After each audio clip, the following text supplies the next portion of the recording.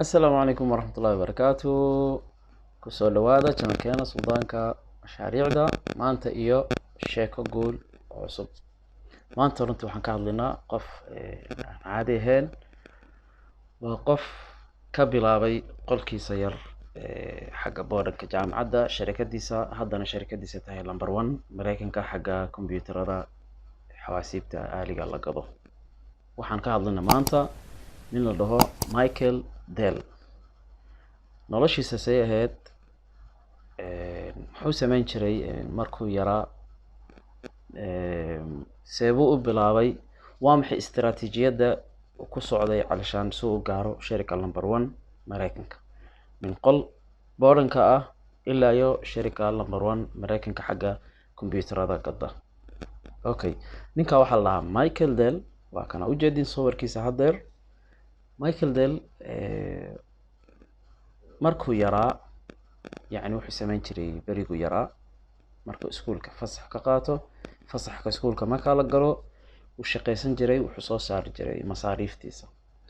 waana istabar jiray isagoo hooyadiis aabiis la jooga tababar bay u ahayd inuu hadhowdi markuu weynaado inuu ganacsi wax bilaabo. taasna shay fiican weey in dhalinyaradeena in la baro inay maartay isku filnaadaan ama in ay bartaan ganacsiga iyo iibka waxa leeyno bari hadhowdi markuu weynaado يعني فكرة تكون بيرسد wiilkaaga ma gabadhaada si hadhowdi markay weynaadaan ay maartay nolosha la janqaadaan. isagoo 13 jira ayuu wuxuu bilaabay inuu ka ganacsado xagga tawaabicka lagu dhajiyo bariidka ama boostada saan u naqaan. lacag fiican buu ka helay markuu gaaray 15 jir mar wuxuu soo gatay kombiyuutarka Apple II waagaas cusba waa furfuray qitcad buu ka dhigay wuxuu tijaabinayay in isku soo celin karo sidiisa sameeyo waan isku soo celiyay sidiisii uu fahmay kombiyuutarka soo yahay iyo inta qitcadood ka kooban yahay marka waa uu fahmay kombiyuutarka aad dhinaca u leexday. isagoo 18 jira wuxuu bilaabay inuu gado joornaalkana de waagi hore aad baa loo isticmaal jiray haddana mobilada iyo waxaan ka isticmaalnaa waan istiraatiijiyad cusub buu qaatay oo ah qamaanaha cusub حاجة meesha markaska ijtimaaciga ay ka soo qaatay kuwaas marka istihdaaf ku sameeyay soo jaraayidka joornaalka iyo uu gagado oo caqdi u sameeyo leeno markay laba isguursadaan akid guri cusub ay dagayaan guriga cusub markay dagaan wuxuu u baahan yahay joornaal oo soo dhaca isbuuc kasta ama maalin kasta naqshadaas oo raacay lacag fiican buu ka helay xataa wuxuu yiri gaariba markaa ka soo gatay ana wali dhignaya iskuulka secondary-ga. markuu galay jaamacadda isbedel weyn baa ku yimi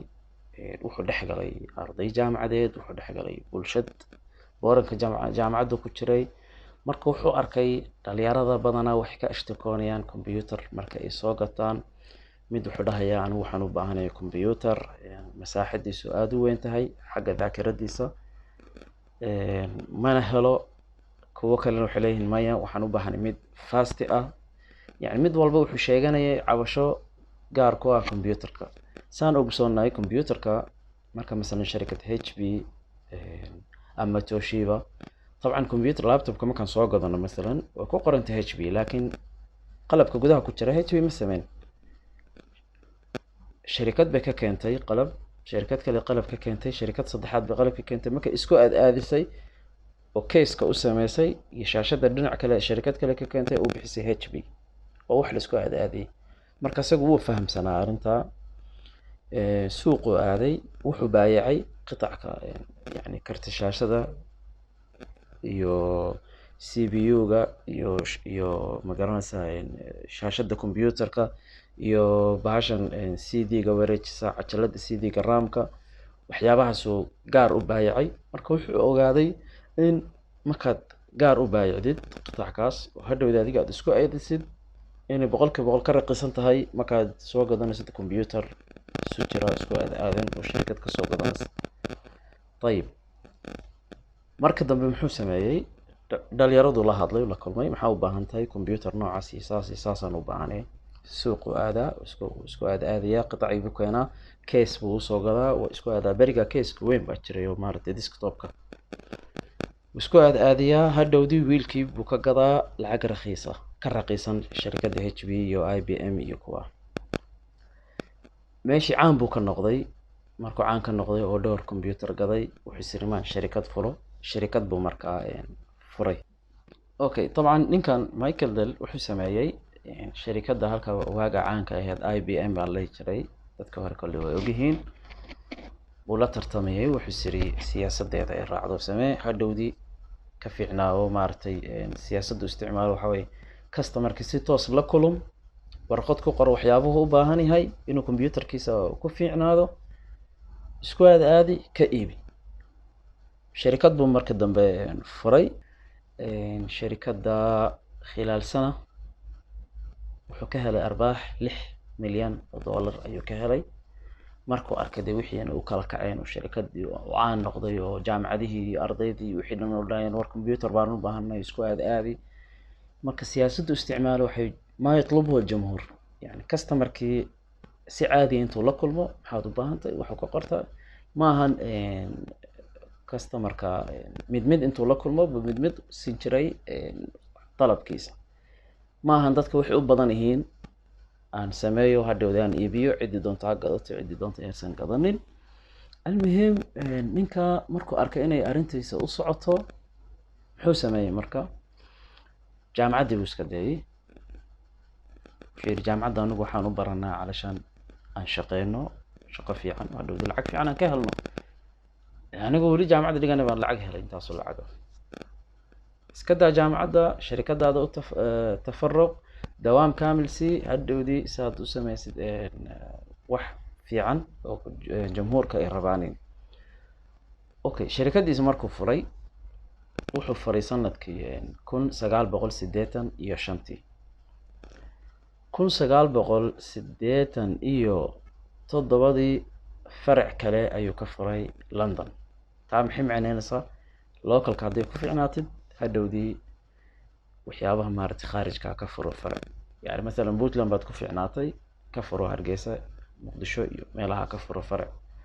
ma ku sii fiicnaatay meelaha ay Soomaalidu u badan yihiin farac kale ka furo shirkadiisa waa u kala kacday aakhirkii wuu bedelay magaceedu maxaa la jiray Turbo BC wuxuu u bedelay shirkad Dell lilxawaasib wuu bedelay shirkad Dell ee kombiyuutarada sameeysa okay 1992 wuxuu sameeyay shirkadiisa waxay lagu magacaabay inay ka mid tahay 500 shirkado ugu waaweyn xagga Mareykanka way 85 buu furay 7 sano ka bacdi waxa lagu magacaabay inay ka mid tahay shirkooyinka ugu waaweyn Mareykanka okay 96 waxay bilowday inay online wax u gado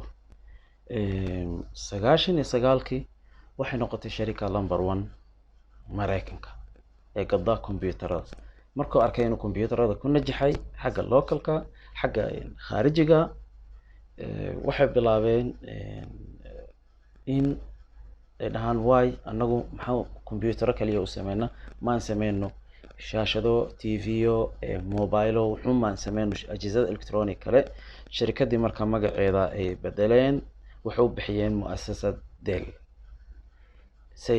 say u fududaato inay sameeyaan ajhizad kala duwan ee fara badan 2004 waxay bilaawday inay gasho xagga kameradaha digitalka saan u naqaano Canon iyo kuwa garanno shirkadaha kale bay bilaawday inay gasho mabiicaad fara badan bay ka heshay